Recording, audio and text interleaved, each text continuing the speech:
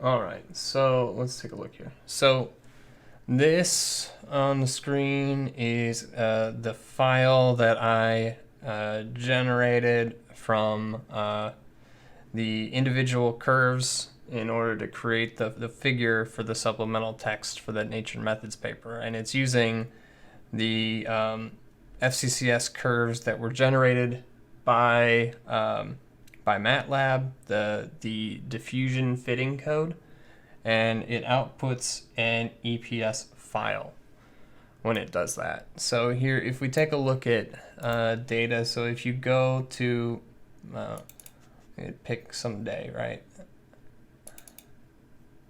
All right, so if you go to the MATLAB folder, the MATOut folder, it will generate, so it'll generate a PNG file of a curve.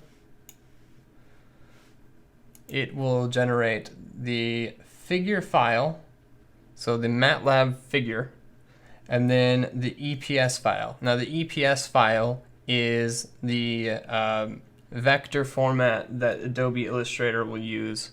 So you can click on the EPS file and it will open in Adobe Illustrator.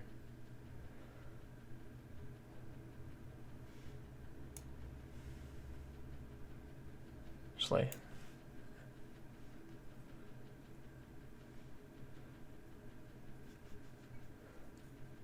it's going to take a little bit. For these things are pretty slow to open just because there's so many points. Each of these individual points on that curve needs to get loaded in as its own object.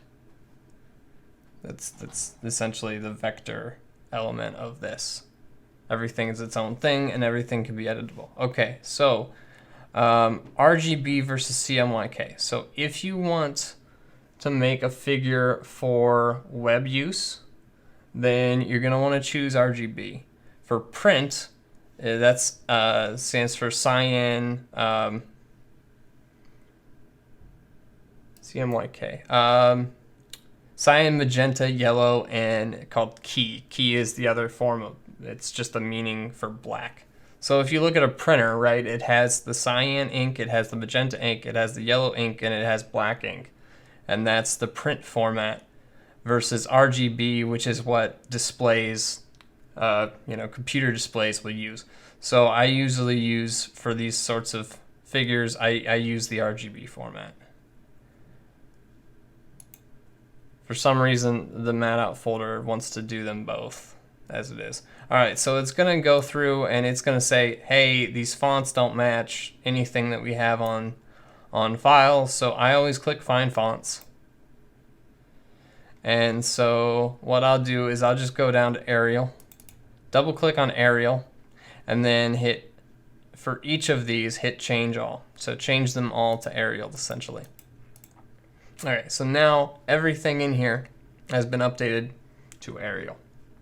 And then click Done. So now we have this figure on its own in Illustrator. And let me actually open up the other one in the same version of Illustrator. For some reason, I opened this one in Illustrator 2020. File, open. Okay, so here we go. So this is that, and notice how each of these individual ones, they're different. So if I go to click on this, and if I try to select on individual things, notice how I can't. And that's because everything's grouped together. So to do that, you're going to want to open up the Properties tab. And if you see, I've got this selection tool clicked. So on the selection tool, if I click on it, everything gets highlighted, no matter where it is. And under quick actions, I have this option called ungroup. So I'm going to ungroup. And now I'm going to click away. If I click on it, now I have different things that are not grouped. So I can click on individual things. The outer path here, I start by getting rid of that. So I just click on that path and then just hit the delete key. And then the white background is the next thing that is still that same size. I delete that as well. So now I've got that gone. The next thing I get rid of is the title, because I don't want that still in there. And I delete that. Just hit the delete key. All right, so then finally there is a background on here as well. It's inside of the figure. I'm gonna delete that. And ironically, the artboard is way too small. I'm gonna go ahead and get rid of all of the residual plot because I don't worry about the residual plot in here. All right.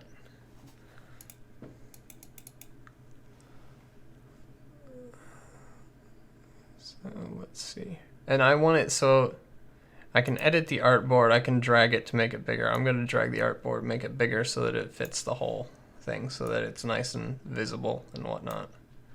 Okay. So now that the artboard is bigger, we're fine. I go back to the selection tool. And I want to get rid of the top and the side over here, these indicators. How I do that is, if you notice, if I click on the top one, it also highlights the bottom, and vice versa over here. If I click on this side, it also highlights this side, and so forth. So this, once again, in the quick actions, you gotta click release, and that releases, it's called a clipping mask that gets formed. And so you can just drag over all of these, and it will, actually I dragged too far. Okay, so that, and then hit delete, and now that's deleted the upper row. If you delete too much, like say I highlighted like I did before and hit delete, right? I got all of this and then hit delete. I can just hit Control Z. So Control plus Z, and that undoes whatever you did. All right, so here we go. Now that's just selected. Now the same thing over here. I'm gonna release the clipping mask and then go down this way and delete it. All right, so now we've got that done. If you notice how, let me Control and plus zooms in on your selection. When you change the font, it causes this to get all weird. So if you notice, ACFGREE is one text box, and the N happens to be its own text box on its own. Just something to keep aware of if you want to, like, are planning to use anything that's text-based from these and copy them over. Just be careful with that. So I'm going to go ahead and get rid of this whole thing. And now that's gotten rid of. And I'll zoom back out. So if you hit View, and then fit artboard in window, then that'll take you back to where you were starting. And so if you notice now, there's a bunch of stuff that has its own clipping mask. So these, the fits, they have a clipping mask. So you would have to release that one. All these are actually already unclipped. All right, so what I like to do now is I just take, I don't worry about the title or the numbering on the axes. I take this, I look and see, so when this gets imported, the width of this is 12.2 inches wide. The height is 6.14 inches tall. If I go over here, I have this artboard selected to be a, this is the basically dimensions of a normal sheet of paper.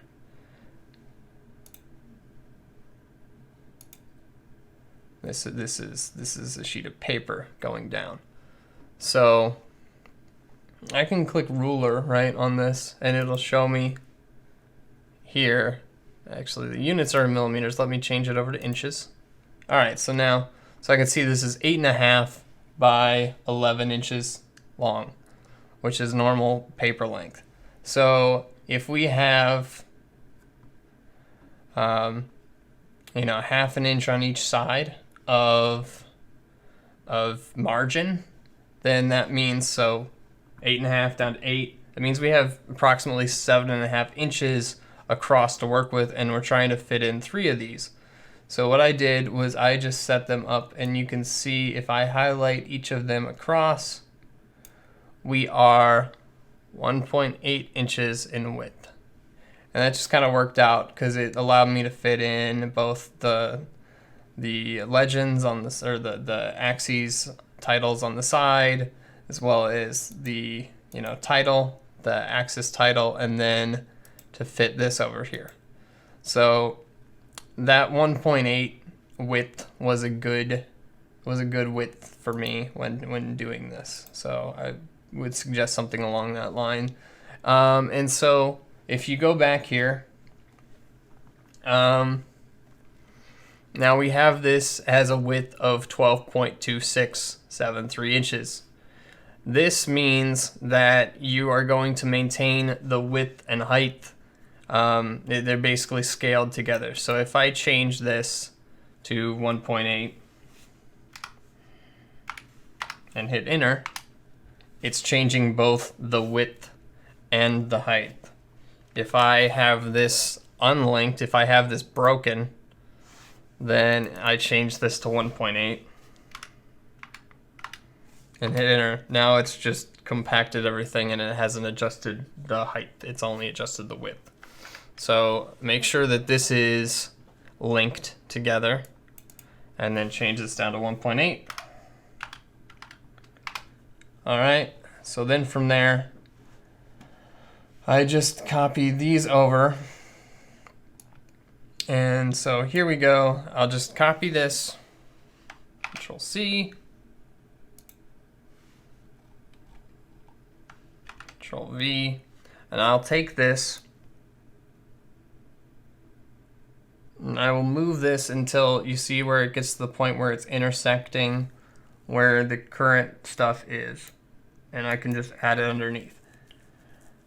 Now, if you notice, the sizes of the dots and of the lines are different. So, all right, these are way off. They're now much smaller than what we had before. So if I click on this one, I am at a stroke width of 0.5. And down here, I am at a stroke width of 0.5. So those match. That is fine. In this case, our stroke width is 1.5 because it doesn't properly scale that stuff. And over here, I dropped it down to 0.5. So what I can do is I can go up here, just click one of them, and then up to select, and then I can click on same, and then appearance, and it will highlight everything that appears the same way as the thing that I have selected. So that's all 3 of these strokes. And now I can drop this down to 0.5. And now everything, now that's matching.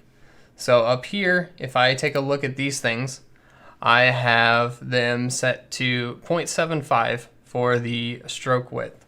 So I can take one of these points, hit select, and then same appearance, and it just selects the red ones because they have the same fill and the same stroke and everything, and I can adjust the fill on this up to 0.75. So now the red is aligned with this. And then going down here, same thing, select, same appearance. All right, and then go up. I have the wrong stroke color selected. I'm going to click on this one, just so I get the color. So the stroke, I can click on this, and if I go over here, it saves the RGB color number. So I'm gonna just copy this over, and then, so the green was down here. Actually, we're gonna have to undo. There we go. So select, because if I were to do that, it would select then all of the red ones, because at that point it had highlighted things as the same. All right, so select same appearance, and it'll do all the green ones. So I'm first gonna click on the stroke color, and then it actually saved it because the last color that I had selected was this. I can just put that in and it automatically puts it in, or I can just paste that RGB value that I had before in here. So now I'm gonna change that down to 0.75, and now we have the green. And if you were to put in multiple of these at the same time, like say I did all three of ones for this sort of for this construct at once, it would do all of them at the same time, but I'm just doing it one by one, or just one, an example of one, just to serve as an example here. And then same thing, I can click on, and this isn't the best, like I wouldn't choose this as an example. I probably didn't even keep this data because it drops all the way down below 0. But I can do the same thing here, actually. So if I click on this, now I have the previous stroke selected, right?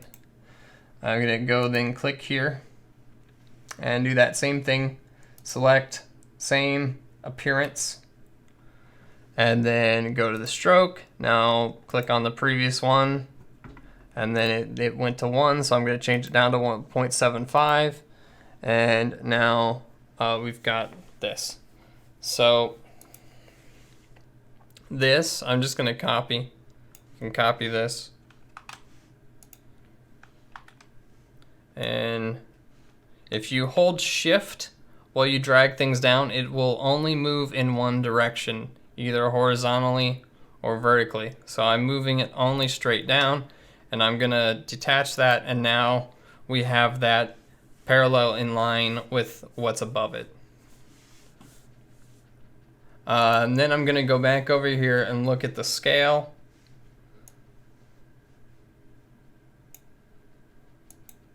So we had 1, 2, 3, 4, 5, 6. We had 6 of them going between 0.02 and 0.12. So once again, I'm going to go back over here, and I'm just going to Control C to copy it and move it down.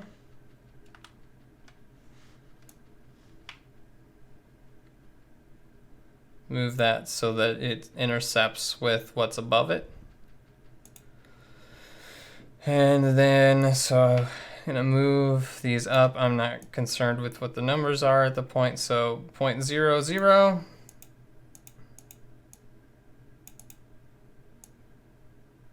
0.02,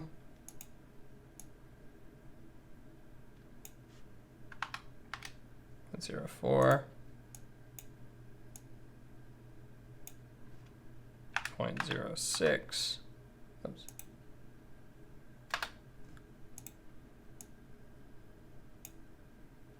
0.8, 1.0, and then I'll just click one of them, Control C, Control V, and then type 0.12.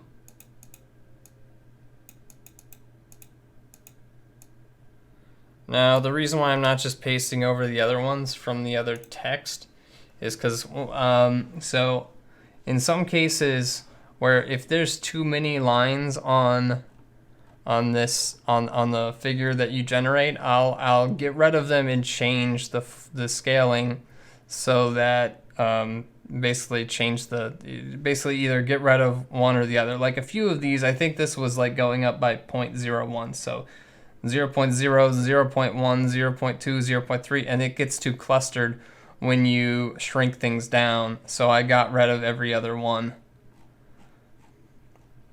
So once again here, I'm just gonna now align these. And to do this, I'm just holding the shift key down as I'm changing this. So that way it takes a lot of like mice movement off direction in order to actually not just drop this straight down. So it allows you to be able to keep things aligned. Alright, and then I'll move this one over and I can see, because it'll like tell me here when it gets bound here, and then, so there we go. See, that's a little bit over the top, I think. So what I'm gonna do is I'm gonna get rid of the 0.2, the 0.6. So I'm not actually changing the way that the scaling works. It's still the proper scaling, but I just decreased it down to 4, so that way it's a little bit easier to see between them. And so that is the process for how you do this. And then once again, so you can do this across the board, and you just want to make sure everything stays aligned, going across and down.